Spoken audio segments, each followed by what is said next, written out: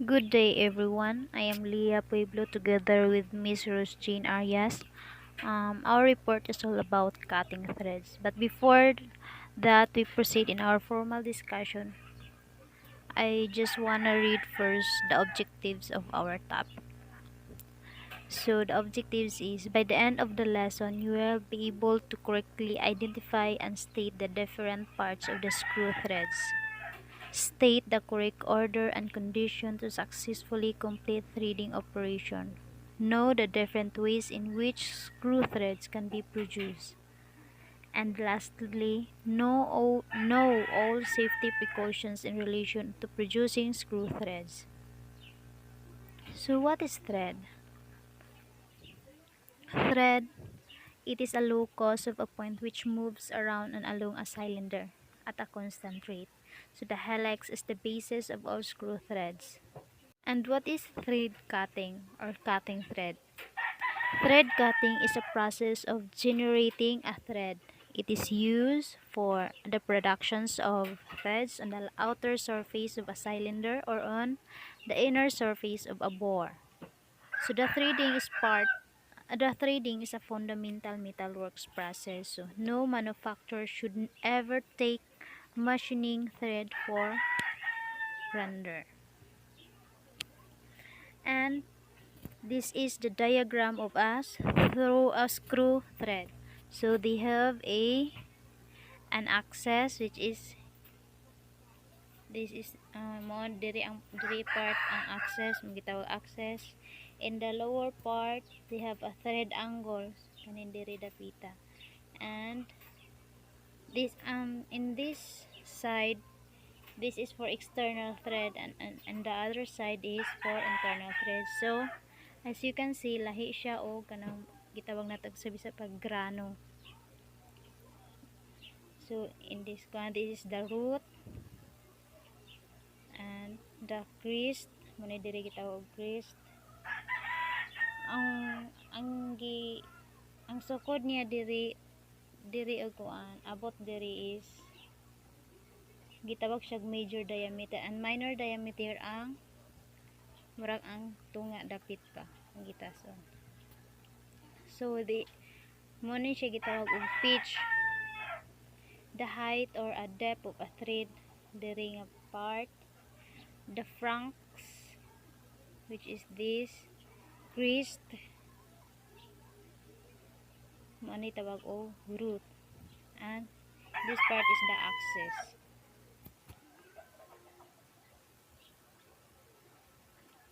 So the definition of the parts of the threads, our screw thread. So in major diameter or nominal diameter, it is the outside diameter across the crest, and crest is the outside part of the thread. The term applies to both internal and external threads, and the minor diameter or core diameter is the inside diameter of the root to root. So, yes, root diri man root to root sa pikas pod diameter niya dira. And the next is what is root? So the root is the lowest portion of the groove between the two adjacent thread forms. And the next flank, this is the straight side of the thread joining the root and the crest. And the pitch is the distance between the two adjacent crests on the thread. The pitch equals the lead for a single part of threads, half the lead for 2 star thread, and the third for the lead for 3 star threads, and so on. And what is lead? Lead is the distance a knot will travel in one revolution along a bolt.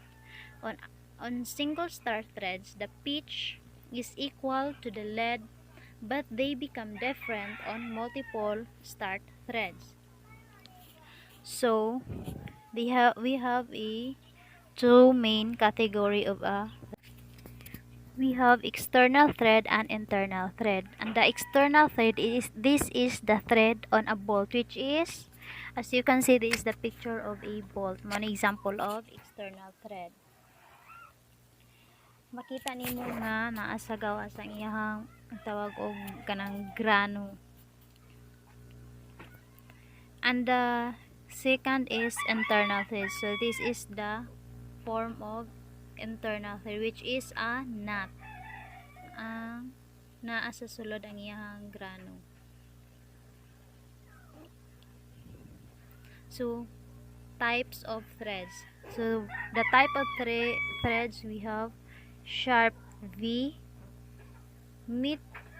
American National, Unified, which is for external, metric, square, acme, Whitworth, standard, knuckle, and batteries. So the application of the threads. So here's the application. So the acme, these three is the common types of threads. So the acme thread, it is a modified form of square thread. It is easier to machine than square thread. It is used for producing transverse motion in machine tools. And the batteries thread, it is used for transmitting heavy loads in one direction only. It is used in screw vices such as a woodwork vise. And the square thread is it presents a robust screw for controlled movement in machine vices. The lead screws of lathes, presses, screw jacks, and spindle of valves. So they have a thread cutting operation. So they have a two method that we are using on thread cutting operations. The first is the tap and dice method, and the second is lathe operation method. The tap and dice method is are tools used to create screw threads, which is called threading. Many are cutting tools, other are forming tools. A tap is used to cut or form the female portions of the mating. For example, for this is the knot, and the dice is used to cut or form the male portions of the mating pair, which is the example of this is bolt. So the tap and dice cutting is the tap and dice is used for cutting internal threads. So the cutting internal threads are made by using a tap. Taps are made of carbon steel or high-speed steel and are carefully hardened and tempered for long life. Taps are quite brittle and are easily damaged if not handled properly. So, ang thread cutting, ang internal threads is dali siyang madamage if dili nimo dapat alampingan ni siya. This is the types of tap. The first is taper tap, second or intermediate tap. Third is plug or bottoming tap. So the definition of this is the diagram of types of tap, which is the bottoming tap, plug tap, taper tap. But the bottoming tap is ang iyahang taper threads is 1 to 1.5. And the plug tap is 3 to 5 tapered threads, while the taper tap is 8 to 10 taper threads. As you can see, same na siya pero ang tumi niya lahi. Pero in this case, naputol siya. Sorry sa kung kaya naputol na siya. So that is the application of the types of tap. And the bottoming tap is usually used to cut the threads in a hole that has already been partially threaded, using one of the more tapered types of tap and taper end, which is or other called tap chamfer. Of a bottoming tap is too short to successfully start into an threaded hole. In the US, they are commonly known as bottoming taps, but in Australia and Britain, they are also called a plug taps. The taper. Taper taps typically have 8 to 10 threads that are tapered. So the shape of this tap helps the thread to start. They can be used to start a thread before using a plug or bottom tap. A bottoming tap has nearly no taper with a thread count of 1 to 2. And the plug tap or intermediate is tapered back from the edge. It has about 3 or 4 threads and it's used after the tapered tap has been used to cut the thread as far as possible. Is the tool used for holding taps sa the chalk pattern top wrench and adjustable top wrench. So, adjustable top wrench is ganito siyang panglugak.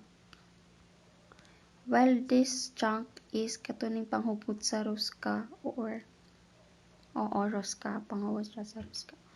So, next is how to wrench or how to use wrench and top together. So, anaon na siya. So, ma-attach mo yung ani ang video. So, next is the cutting external threads. So, cutting external threads is the second on the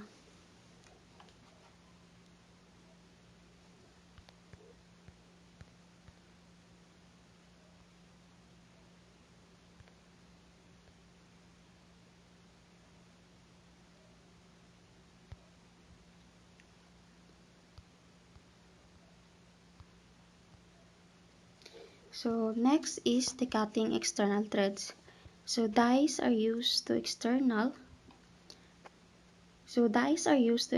threads by hand. So solid dies are not just adjustable.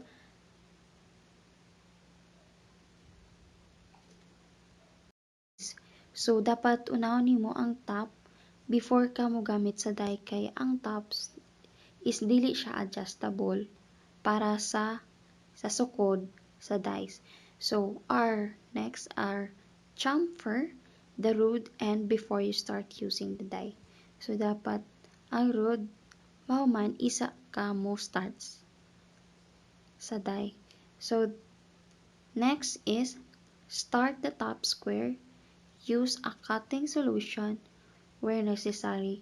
So diri na part is diya na ka mosugod sa stop. So if you have to use cutting solutions or kinahanglan nimo kag mo cutting or mo cut sa mga naay subla-subla, so you have to use it. And then ensure that a blind hole is drilled deeper than the depth of thread required to allow clearance of chippings. So dapat kabalo ka kung asa dapit na ug para masakto ang ihang sukod sa thread. So next is do not force a top to cut. Remove the chips as necessary. So while using that thread or sa top, ayaw jud siya i-force kay naa siya possibility nga guba. So dapat kung di na jud na nimo nga di siya pwede, so imo siyang kuwaon dayon as soon as possible. So next is give backward turns to break off the chips. So that is the care on tipping, on how to care the tapping. So next is hand threading safety. So unsaon nato paggamit ang top or in cutting para safety ang atong kamot.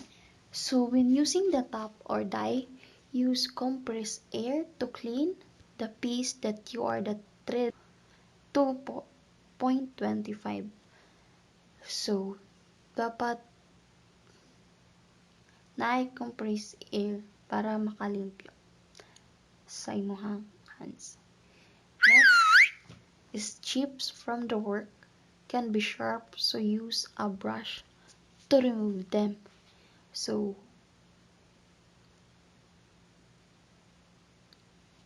next is wash hands after using cutting fluid because it can cause skin disorder. So, dapat after nimo mag-cutting, so dapat manghinaw ka kay ang cutting fluid maka-cause siya og skin disorder or like maka-allergy ka or naay mang-ukap sa imong panit. Next is be sure that dye is securely clamped in the dye stock because it can fall and cause painful injury. So dapat naa siya sa saktong bulutangan para dili siya ma-attack kay mabali imong tiil or ma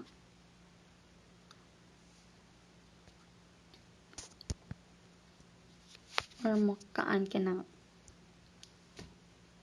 mapiang imong tiil or same na sila mabali or mapiang.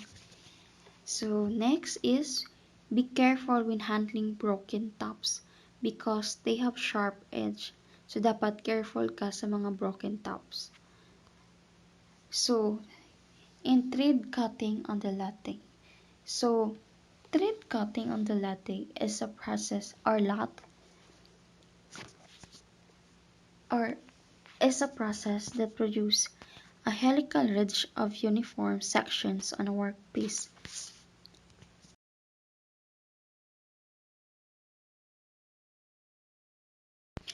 So thread cutting on the lathe. So thread cutting on the lathe,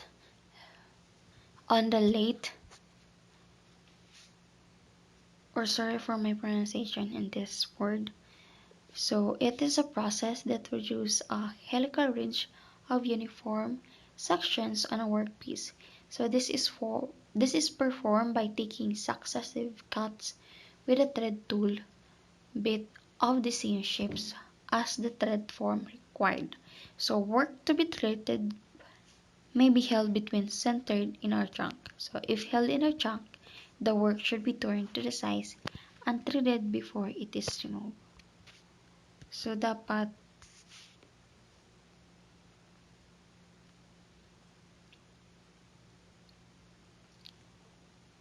taking successive cuts in threading cut.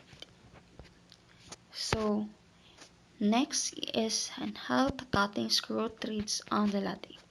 So screw threads are used for many reasons, including making adjustments, assembly parts, transmitting motions, applying pressures, and making measurements or a micrometer. So this is the pictures or image and the century latte.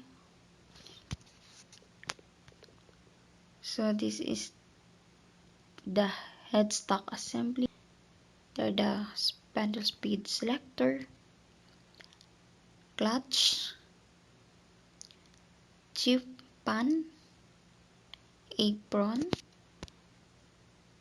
and so on. So this is the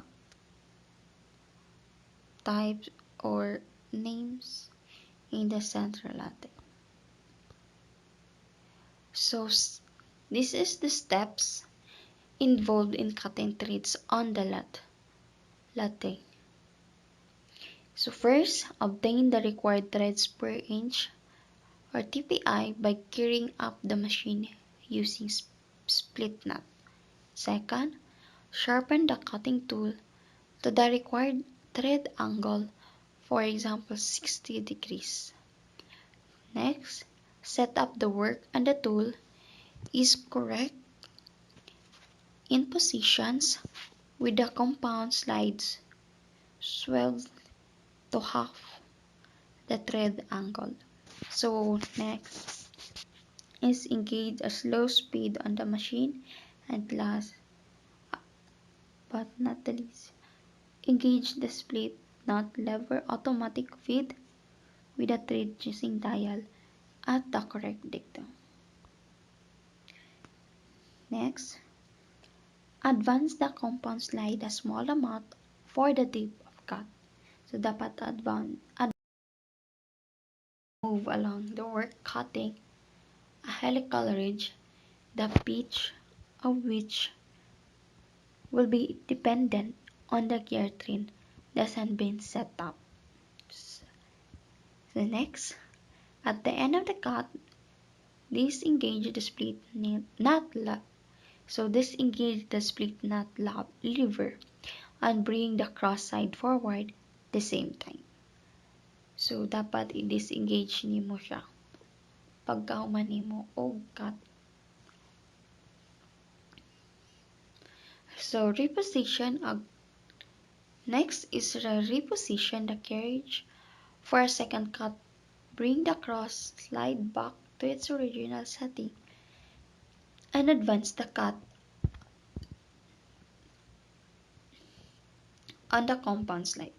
So i-reposition sa ibalik nimo sa kung unsa na tong una nimong pagkat, ibalik nimo siya para sa ikaduha niyang cut. Then this should be done until the correct side train is obtained. So until na masakto na nimo ang size sa next is the safety precaution when cutting threads on the electric. So first is ensure the collant and shields are in place. So dapat naadjud kay shield because it can cause danger or has a injuries. So dapat naa kay shields and dapat uniform ka for the safety of your body. So next is the stop the letter before taking measurements of any kind. So imuwadyo siyang stop before ka mo take of measurements sa mga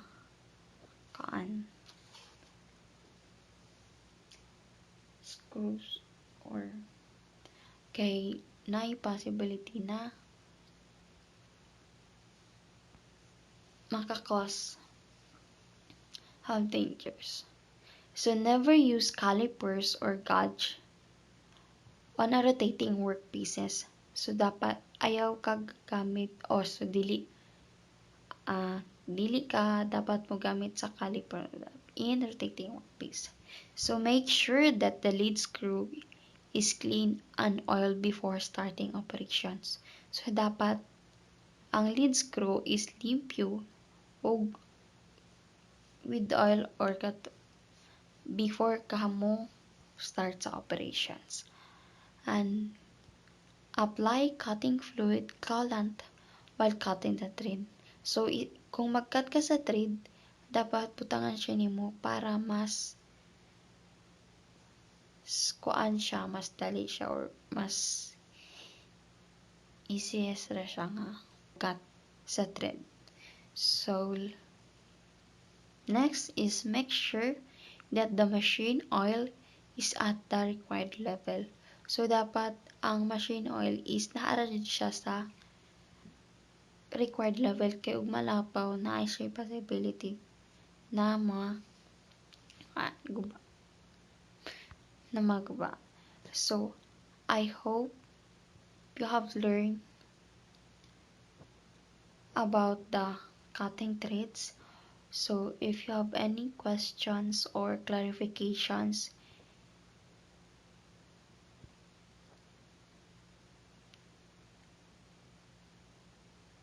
or so you have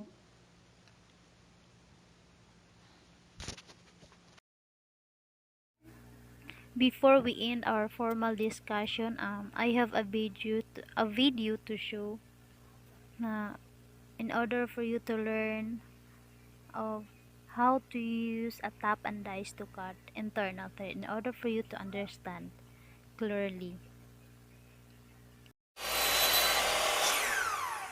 Screws and bolts are simple options for fastening two pieces of material together. As you might have guessed, the secret is in the threads. But how would you go about making your own?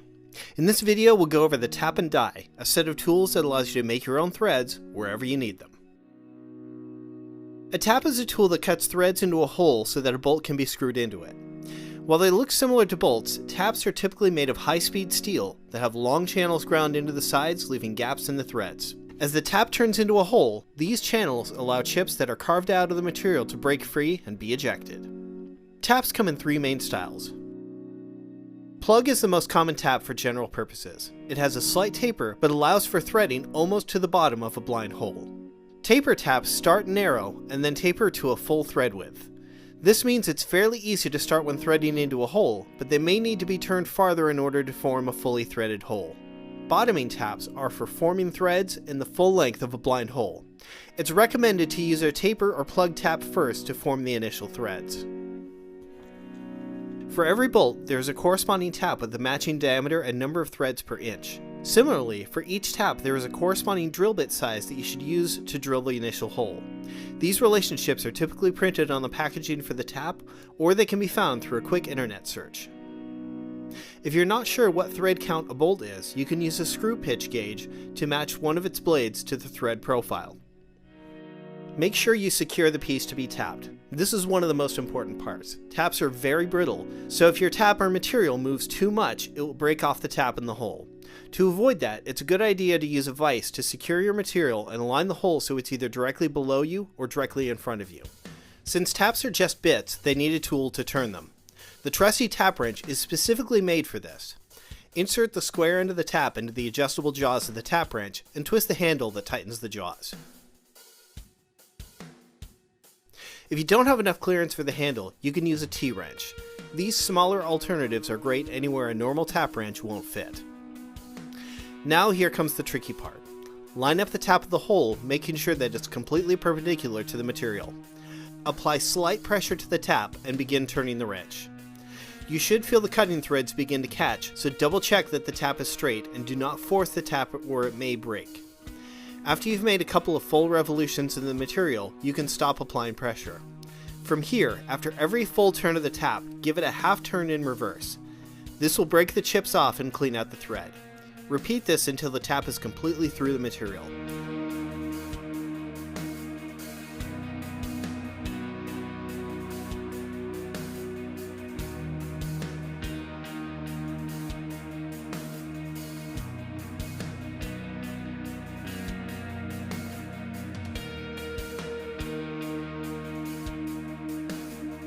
Once you're done, turn the tap out. Blow the chips out and then test it out. If you're tapping into a soft material like aluminum, brass, or cast iron, you won't need lubrication. But if you're tapping steel, use some cutting oil to help out.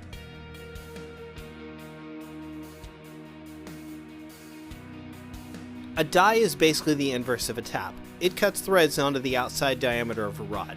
The rod's diameter will dictate which die you use. To prepare the rod for threading, just file or grind a bevel onto the end so it's easier to turn the die onto it. After you've selected your die, you'll need to put the die into the die stock, which is similar to a tap wrench. Most die stocks have a set screw on the side, which is then screwed in to tighten the die into the stock. Rather than try and spin the rod onto the die, we'll spin the die onto the rod. That means that the rod will have to be held securely, ideally in a vise. This also keeps the rod straight while spinning the die onto the end. Cutting the thread is almost identical to the tapping process. Make sure the die is aligned with the rod and apply pressure and then turn it onto the rod. Once the initial threads have been formed and the die is caught, you can remove pressure and continue turning, remembering to give it a backward turn once every revolution to break the chips.